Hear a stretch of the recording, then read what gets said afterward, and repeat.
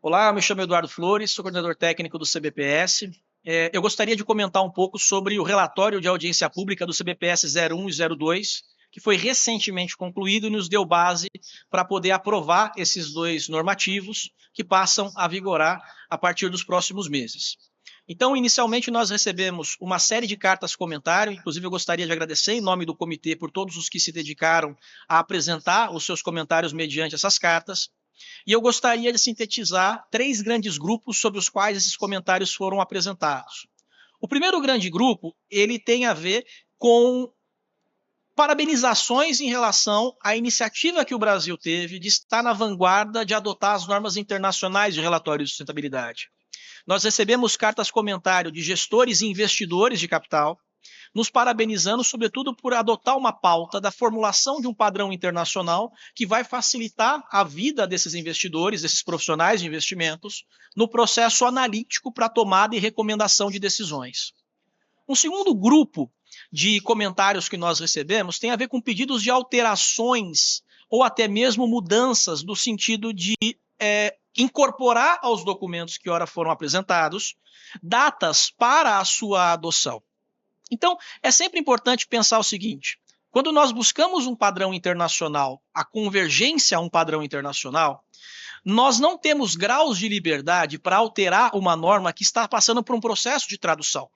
Sobretudo porque alterações em termos semânticos, em termos de conteúdo, em termos estruturais, devem ser realizadas na fonte originária que está estabelecendo essas normas, que está pautando essas normas. No caso nosso, o International Sustainability Standards Board, o ISSB.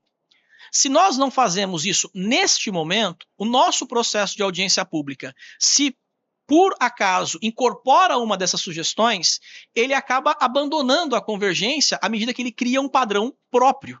Isso não é exatamente o que nós queremos, é fora dos objetivos. Então, por essa razão, nós não pudemos incorporar nos nossos documentos tais sugestões. Por exemplo, alguns comentaristas, alguns remetentes dessas cartas nos pediram, por exemplo, para tirar a obrigatoriedade de elaborar o inventário de carbono de acordo com o escopo 3. Nós não podemos fazer isso justamente porque isso criaria um cisma entre o que vai ser praticado por outras jurisdições que adotarem as IFRS-S comparativamente a gente.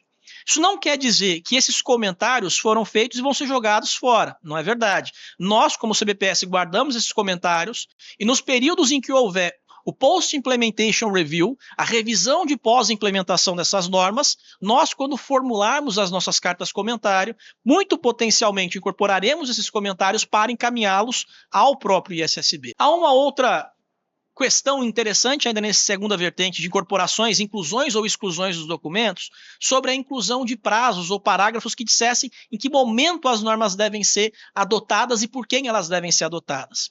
O CBPS esclarece, é importante fazer isso em nome de todo o comitê, que nós não temos mando autárquico, mando regulatório, seja ele como uma agência de regulação ou uma autarquia regulatória.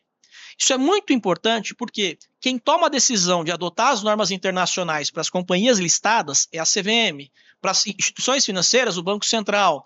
Quem regula, a categoria e a classe contábil é o próprio CFC e os CRCs. Então o CBPS ele não tem essa possibilidade. Isso fica sempre a cargo das autarquias e agências reguladoras.